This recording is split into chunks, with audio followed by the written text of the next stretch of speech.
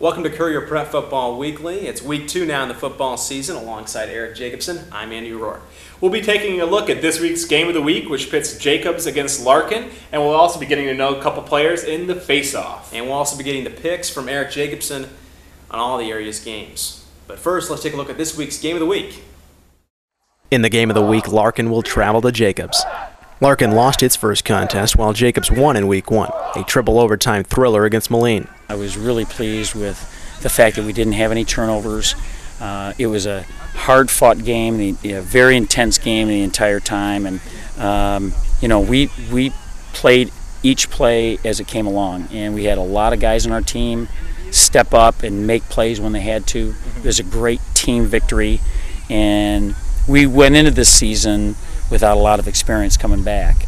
So for us to come out, play well against a good opponent the first week and get a victory in the fashion that we did, we think it's going to do us some good. Last year, the Royals and Golden Eagles had a game for the ages, with Jacobs winning 75-58, the second highest scoring game in state history. Well, yeah, I mean, it was definitely a unique game, and it was a roller coaster way in its own unique fashion.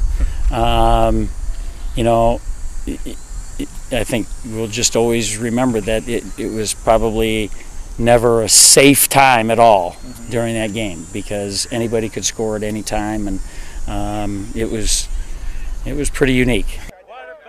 New Larkin head coach Matt Gehrig didn't quite have the same fond memories. Our guys falling on the ground, not tackling anybody.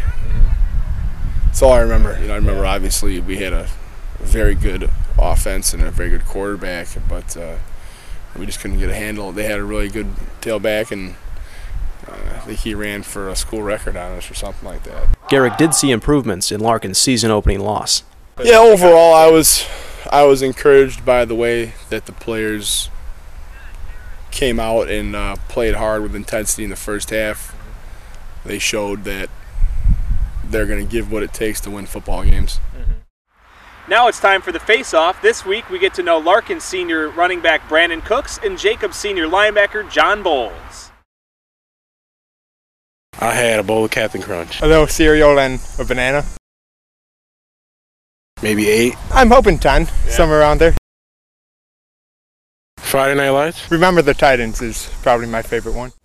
Always interesting right there to hear from some of the area's top players. All right, Eric, now it's time for your predictions. Let's get it started with the game of the week, Larkin traveling to Jacobs. Well, certainly anybody that was at Memorial Field last year to see this game, not going to soon forget that contest, but both Larkin and Jacobs showed defensive improvements. They played pretty well in week 1 on the defensive end of the ball. I don't expect the offensive fireworks this year.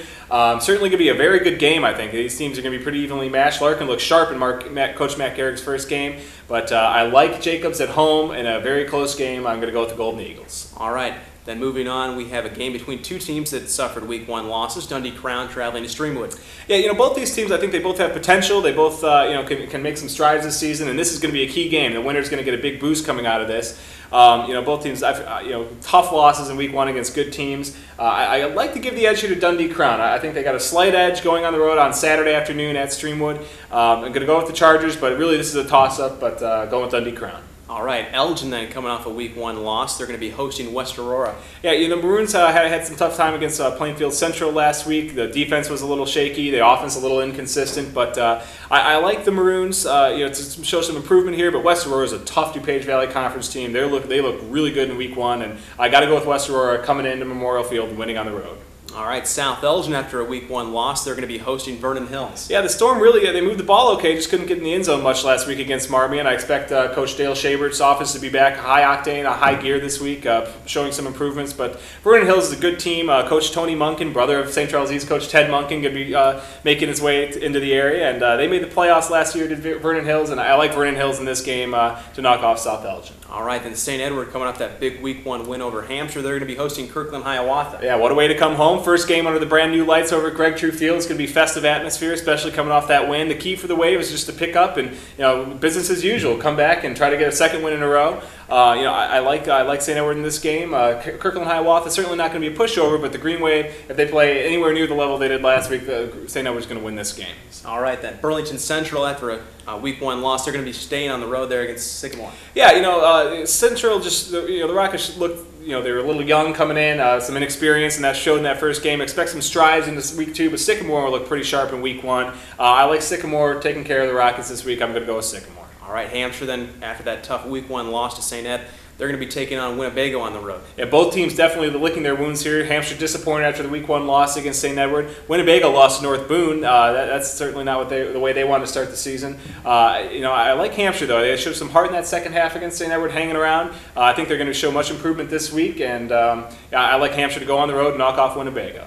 All right, Bartlett, after an impressive win over Glenbard North, they're going to be traveling on the road there to take on Oswego. Yeah, the Hawks really kind of asserted themselves last week, put themselves in the mix as one of the best Class 8A teams in the state, and I expect them to stay there throughout the year. Another tough test this week, especially on the road. Going to see their second straight Northwestern-bound player and Oswego stud running back Tim Riley. But I like the Hawks. They look like they have what it takes. Last week they really showed some stuff, and I'm going to go with Bartlett here on the road.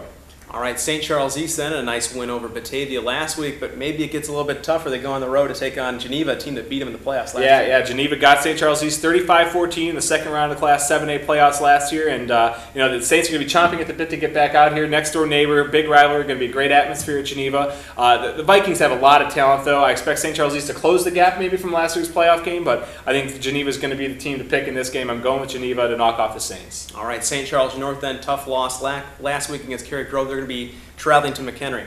Yeah, the North Stars were down early, battled back. They were my upset pick of the week last week, and I guess it came down to a 51-yard field goal as a difference in that game. Tough break for St. Charles North, but I like them to go on the road. McHenry's a good team, good Fox Valley Conference team, but I think the North Stars, they got a lot of talent. I'm going to pick them again. I'm going to stick with them. I think they're going to knock off McHenry on the road. He's got faith in the North Stars. Elmwood Park is going to be traveling to Huntley. Came away with the win last week. Yeah, Huntley, big win against Wakanda. That really opened some eyes. I think they're going to be tough this season.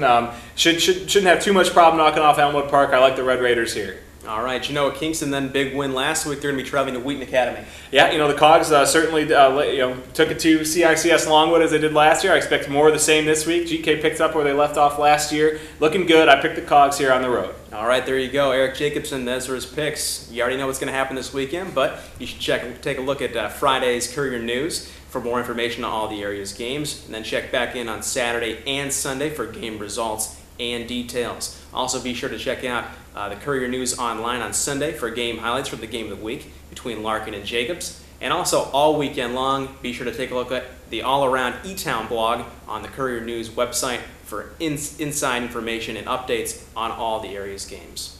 So for Eric Jacobson, I'm Andy Rohr. Enjoy the games.